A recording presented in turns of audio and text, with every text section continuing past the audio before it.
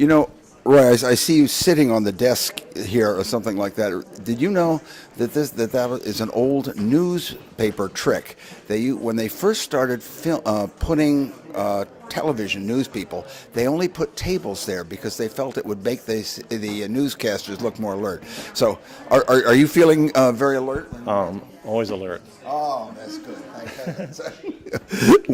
One of us should be. So.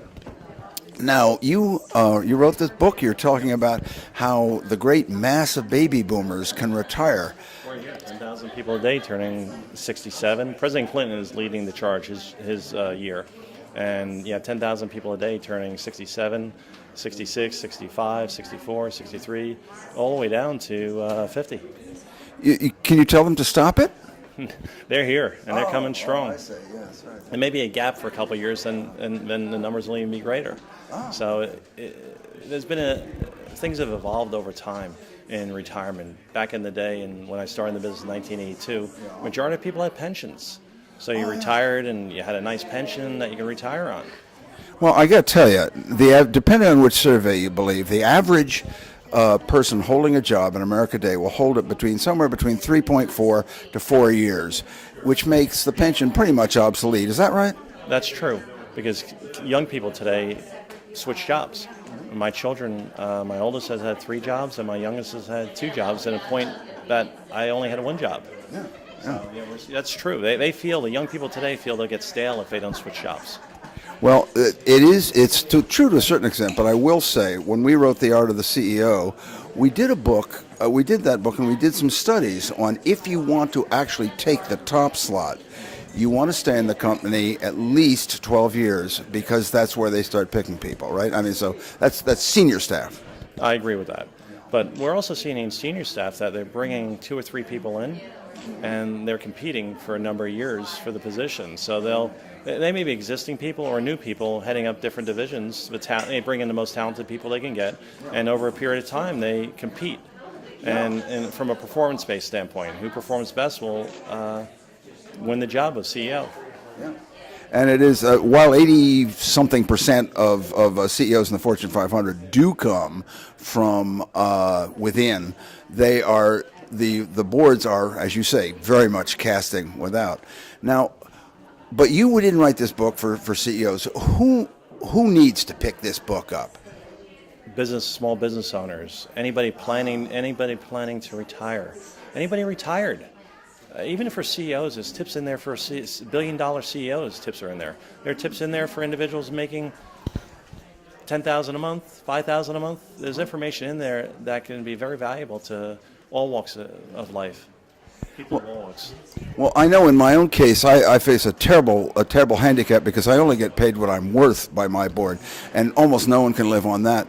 But I do want you. The one word that I think that people do not pay enough attention to, business owners, and maybe, do you agree with me, the word exit strategy to the entrepreneur never enters his head, right?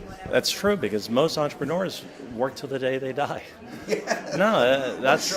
Or should, because most of them, being an entrepreneur, they focus on their business. A lot of them didn't save money. A lot of them didn't put money into retirement plans because they couldn't afford to put money in they may have 20 employees and can't afford to put away for 20 employees, so they never put a plan in place. And so they failed to plan, and that's why they fell. But also the tax laws have now changed. The old idea, for instance, giving $10,000 a year to each of your potential heirs of the business, that can end up short selling your business and things like that. I mean, the laws have changed drastically, right?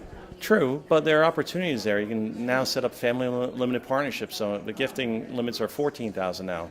So if you have a family limited partnership, say a family business or a farm, you can gift $18,000 instead of $14,000 because it's discounted because the children are limited partners, and this way you can transition additional monies to the kids. And also, if you're a small business, great news. Last year, the new tax laws came into place, and it's a $5 million exemption, $5,340,000. So you can use a $5 million exemption today to pass a business to your children. But my advice is, if you're going to give your business to the children, make sure you can afford to give it away.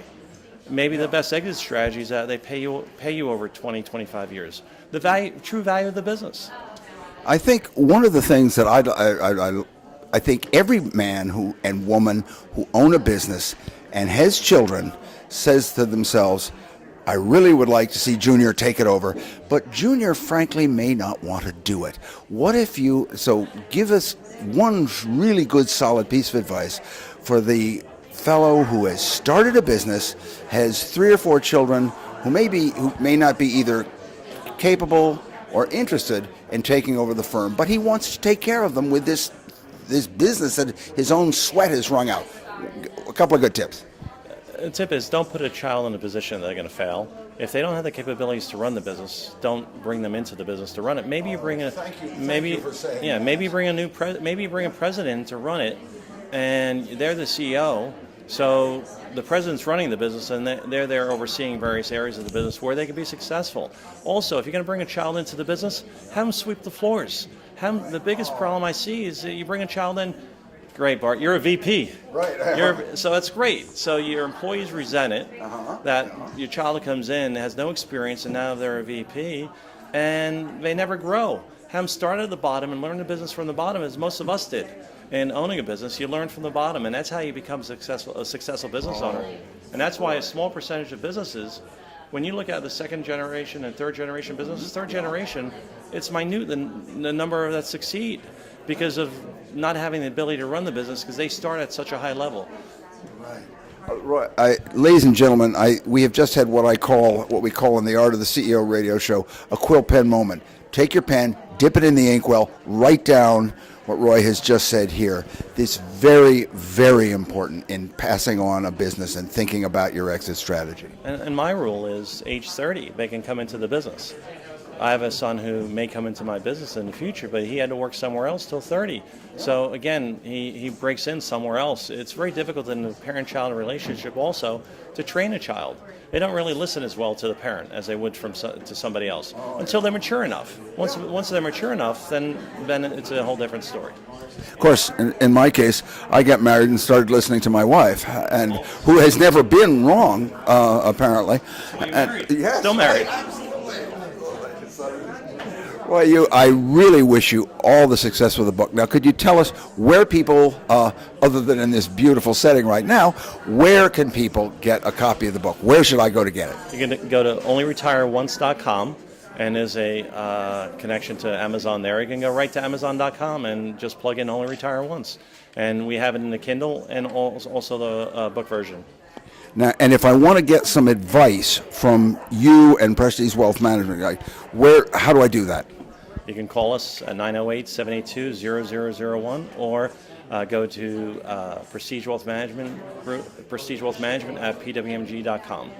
We're in Flemington, New Jersey at the Route 12 Circle. Right. Thank you very much. It's been you have given a whole lot of people a whole lot of good advice just right now. Thank you.